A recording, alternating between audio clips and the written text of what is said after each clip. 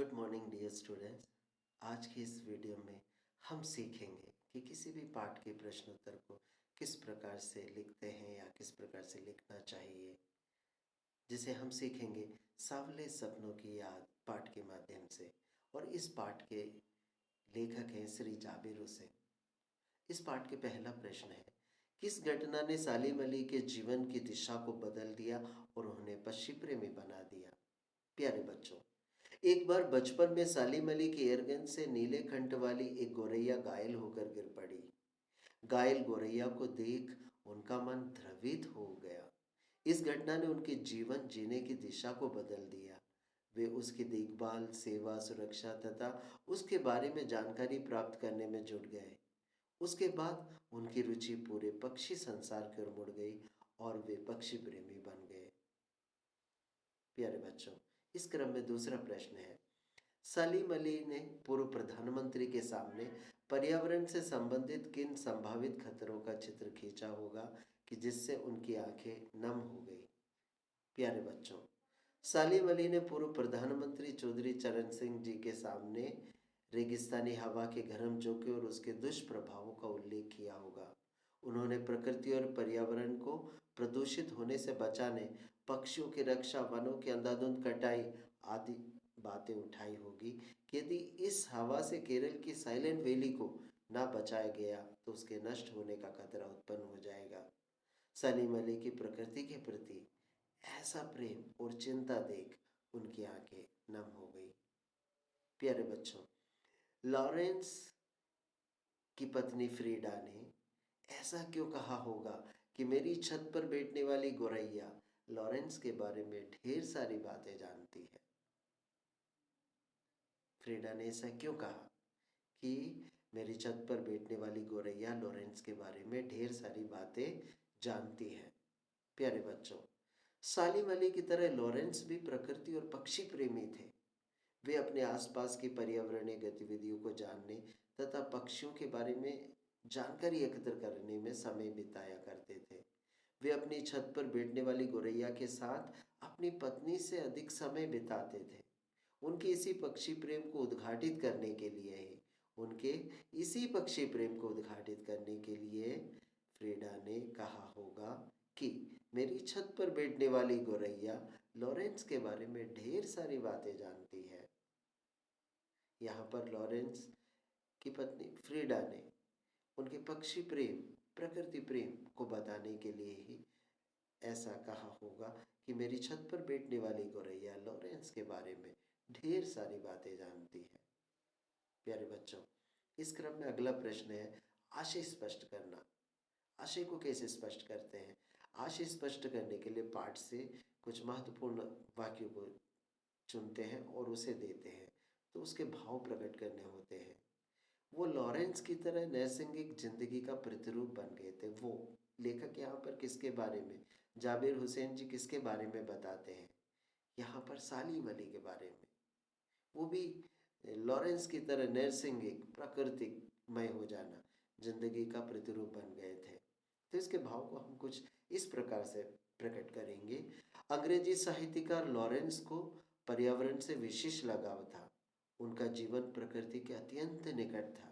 ठीक इसी प्रकार सलीम अली ने भी अपना जीवन पक्षी, प्रकृति और पर्यावरण की रक्षा हेतु समर्पित कर दिया। पूर्ण रूप से प्रकृतिमय हो जाना। इसलिए लेखक यहाँ पर लिखते हैं, वो लॉरेंस की तरह नैसर्गिक जिंदगी का प्रतिरूप बन गए थे। कौन? सालिम अली। सो यहाँ पर लेखक लॉरेंस की तरह ही सलीम अली को बताते हैं कि ठीक उसी प्रकार सलीम अली ने भी अपना जीवन पक्षी, प्रकृति और पर्यावरण की रक्षा हेतु समर्पित कर दिया, पूर्ण रूप से अर्पित कर देना। प्यारे बच्चों, इस क्रम में अगले भाव प्रकट करने के लिए प्रश्न है, कोई अपने जिस्म की हरारत और दिल की धड़कन देकर भी उसे लौटाना चाहे तो वह पक्षी प्रेमी अपने सपनों के गीत दोबारा कैसे गा सकेगा? इसको हम कुछ इस प्रकार से लिखेंगे। सलीम अली अनूठे पक्षी प्रेमी थे।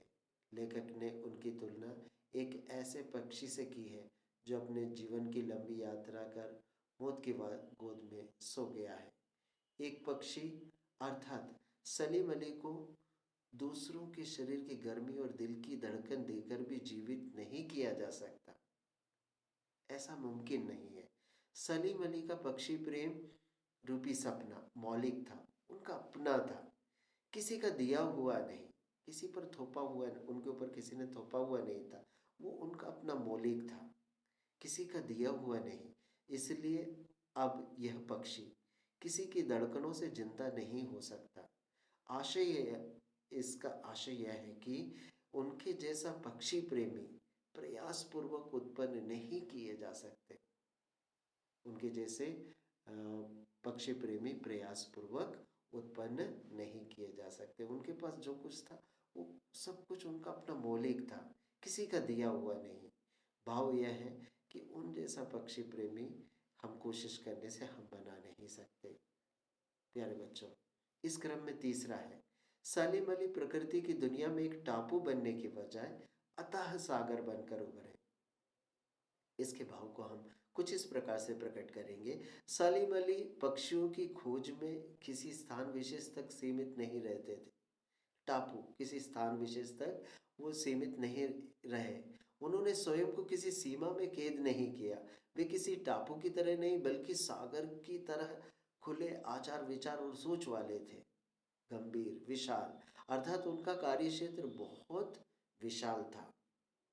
वे पक्षी प्रकृति और पर्यावरण के लिए कुछ भी करने को तैयार थे। इस क्रम में पांचवा प्रश्न है कि इस पाठ में के आधार पर लेखक की भाषा शैली की चार विशेषताएं बताइए। तो सांवले सपनों की याद नामक पाठ के आधार पर लेखक की भाषा शैली संबंधित विशेषताएं हम निम्नलिखित रूप में प्रकट कर सकते हैं। लेखक जाबिर हुसैन ने इस पाठ में मिश्रित शब्दावली का प्रयोग किया है। मिश्रित सभी शब्दों को उन्होंने लिया। उर्दू, फारसी, तत्सम, तद्भव, देशज एवं अंग्रेजी शब्दों का प्रयोग प्रचुर मात्रा में किया है।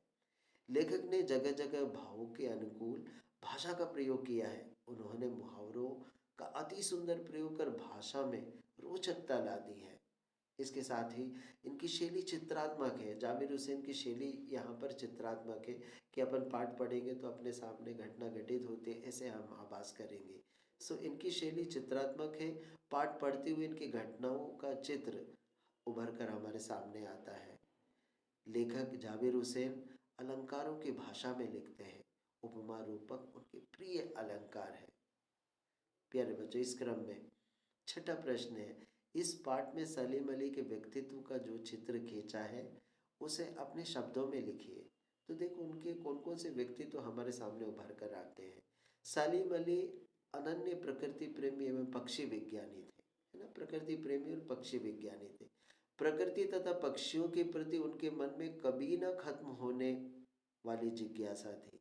उन्होंने पक्षियों के बारे में जानने के अलावा प्रकृति एवं पर्यावरण की भी चिंता रहती थी उन्हें। उनका जीवन काफी रोमांचकारी तथा स्वभाव भ्रमणशील था।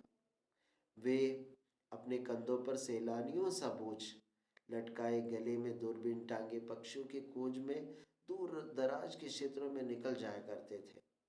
वे पक्षियों की खोज में दुर्गम स्थानों पर घंटों बैठना, है ना, पक्षियों की खोज में दुर्गम स्थानों पर घंटों बैठना उनकी आदत थी।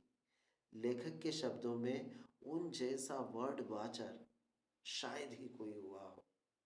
ये उनके व्यक्तित्व की विशेषताएं हैं।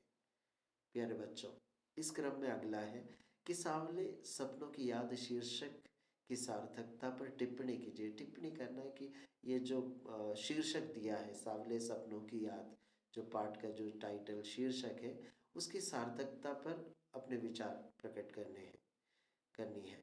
प्रस्तुत संस्मरण में लेखक ने प्रसिद्ध पक्षी विज्ञानी सलीम अली के व्यक्तित्व एवं मुख्यतः उनके पक्षी प्रेम का वर्णन किया है ना। उनके व्यक्तित्व और उससे बढ़कर उनके पक्षी प्रेम का वर्णन किया है।